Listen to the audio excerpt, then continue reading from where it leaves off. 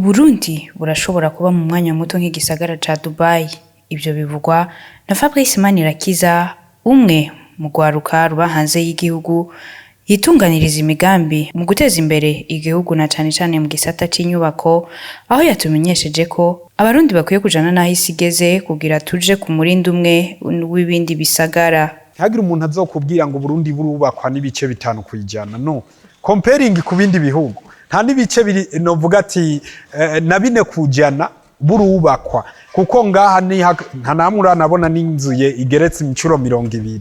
Rero ibwo nibwo Burundi bushasha dushaka kurema bwo kubaka amazu ageretse incuro n'incuro kugira bene gihugu cyane cyane abajene, abanyeshure n'abafonctionnaire ba leta baronke amazu muri ayo mikoro makeyi bafise. Irivuye ko turi mu Burundi ukaba Dubai. Ivyo byose kugira bikunde, Fabrice Manirakiza ahamagarira abarundi haba baba hano mu Burundi n'ababa hanze y'igihugu gushira inguvu n'ubwenge hamwe barengere kahise bafatanye kubaka igihugu. Aca ntera kamo rero cyane cyane aba diaspora kuko nibo bagize amahigwe yo kubona ibindi abandi batabonye. Nashatse ko abantu babona ko dushoboye.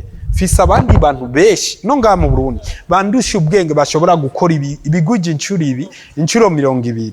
Mugabe igikenewe nuko kumvikana, nuko kubona yuko turengera ibidutandukanye tugahurira kuvyo dusangiye navyo no Burundi. Uwo Murundi yitunganiriza imigambi akaba amaze kubaka inzu 28 zigeretse mu kiringo c'umwaka umwe, akaba akoresha n'ugwaruka rurenga 500 muri ivyo bikorwa biteza imbere igihugu.